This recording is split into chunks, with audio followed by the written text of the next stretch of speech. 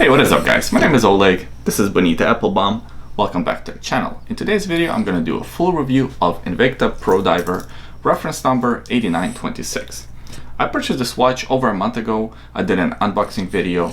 That video can be found on the channel. I will also link it in the description below. And basically why it took me so long to do a full review of this watch, because I really wanted to spend enough time with it to really understand it and give you my feedback. So let's get into it. Before we get started with the review, I just want to let you know that this is a sponsored video. It's sponsored by Drink More Water. Drink more water because it is good for you. Now let's talk about the case dimensions of the watch. So the watch has a 40mm diameter, a 47mm lug-to-lug width. It doesn't have a protruding lug, so that's nice. It will fit smaller wrists as well. It has a lug width of 20mm that tapers down slightly to about 18mm by the clasp. Also has a thickness of almost 14mm. Here's what the watch looks like on my 7¼ inch wrist. It wears really well. That 40mm diameter is ideal for my wrist size and my personal preference. It is a bit thick, 14mm, almost 14mm, but it doesn't really show, and the weight is good at 143 grams, sized for my size of a wrist. I bought this watch on Amazon Canada. They had a big sale and I only paid about $55 US for it, or 80 Canadian dollars, which is a fantastic deal for a watch like this. I mean, the specs are great. Mainly the two big specs, for me at least. Number one, the automatic Seiko NH35 movement, of course 21 joules, 21,600 beats per hour, 41 hours of power reserve. This one is okay accuracy, 22 seconds per day, still not bad at $50. And the second spec, the 200 meters of water resistance, so this is a proper diver's watch. It is not ISO certified, but for your swimming / freediving needs, this will be okay. And this model, this reference of the watch, comes with two different styles. So the one that I bought, the one that was on sale, comes with the scalloped bezel. The true Invicta Pro Diver, the true Rolex Submariner homage, has a coin edge bezel, just like the Rolex Submariner, because this is of course a Submariner homage. So the one that I have actually is kind of a mix of a Rolex Submariner and the Omega Seamaster bezel, so it's the mix of two. I actually prefer the other model over this one, the one with the coin edge bezel. I think it's also a little bit easier to turn because the bezel action on this watch is not fantastic. It's pretty tough to turn, it's pretty tough to grip because of the bezel shape, and also it's just not a very pleasant bezel action. So it's not fantastic. It has quite a bit of back play, but out of the two watches I would still prefer the coin edge bezel version. Just this one was on sale, that's why I picked this one over the other version. The watch is made out of stainless steel. The finishing is okay. It has a brushed finish on the top and polished finish on the sides, mimicking Rolex Submariner designs. One thing to note that is different about this watch here is that it has Invicta written on the side of the case. I think 90% of Invicta watches have this feature, and in the unboxing video for this watch I noticed that a lot of you guys don't like that. For a lot of you this is a deal breaker.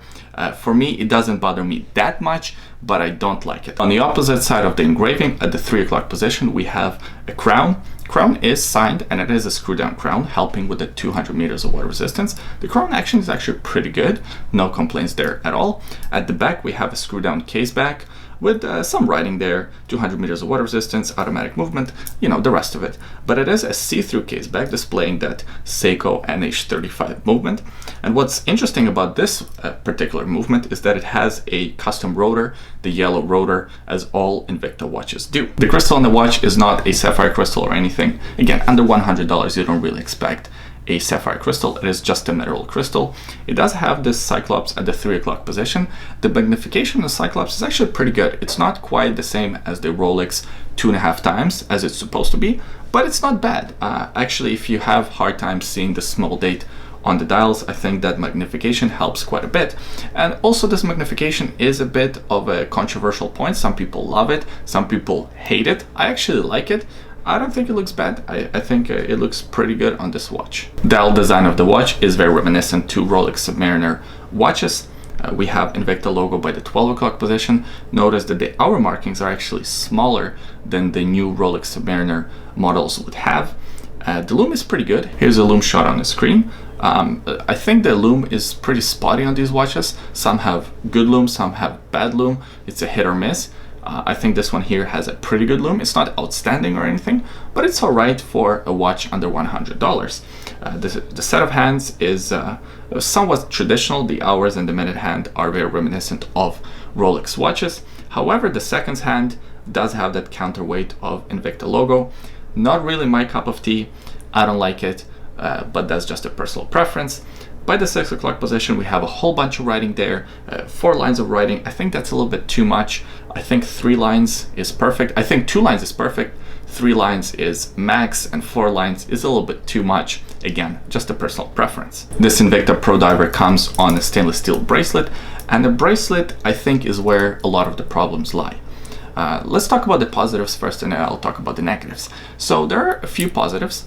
Number one, the fact that it does have solid links, which is nice to see in a watch in this price category. A lot of Seiko 5s, pretty much all Seiko 5s that I know of in this price category and higher price categories have folded metal links, so solid links, nice to see. The second positive are the 4 micro adjustments, good to see in a watch like this.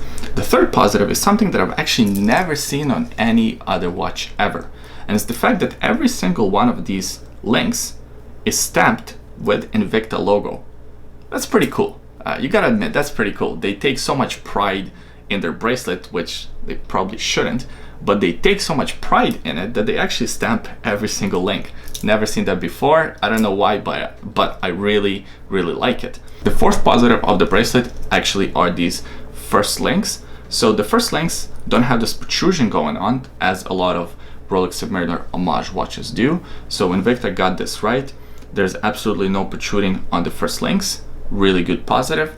And fifth positive, I guess, is the fact that the bracelet is fairly comfortable. It's not the best bracelet in the world, but it is comfortable, and for the money, I think it's alright. But now let's talk about the negatives of the bracelet. There are a few. Number one, the fact that it has hollow end links. So even though the end links are not protruding, they're still hollow, so it gives a little bit of ratchet and not as high quality feeling, if you will. Number two, the finishing on the bracelet is not great.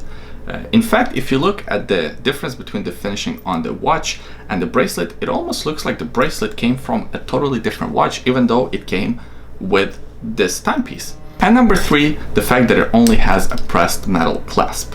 Not ideal. I've definitely seen pressed metal clasps on more expensive watches. For instance, Seiko SKX, one of my favorite watches out there, costs way more than this one, over $200. Still comes with the pressed metal clasp. So that's it. That's the review of Invicta Pro Diver reference 8926.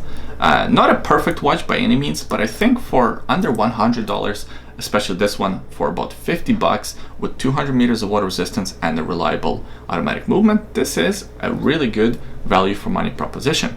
If you're looking for a beater watch to wear to a workshop or gardening or something like that, this is not a bad contender for those tasks. Even if you're looking for a Rolex Submariner homage, not a bad contender here, although I would replace that bracelet, put it on a rubber strap or a NATO strap or something like that, because I think, in my opinion, the bracelet is actually the worst part of the watch. Everything else is good to acceptable. I appreciate you watching this video until the end. Please give it a thumbs up if you enjoyed it, subscribe to the channel of course, and leave your comments below. Let us know what you think about this Invicta Pro Diver.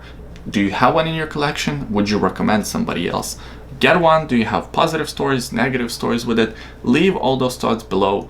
They always help out the community quite a bit. By the way, today on my wrist I'm wearing Vostok Komandirsky. Really like this watch. I did a full review a while back at the starting days of the channel. I will link that video in the description below. Also in the description below there is a secret link. Have a look if you're curious. Thanks for watching. Hope you enjoyed it. Hope you had fun, and I'll see you guys next time. Bye. Pond, do you want watermelon?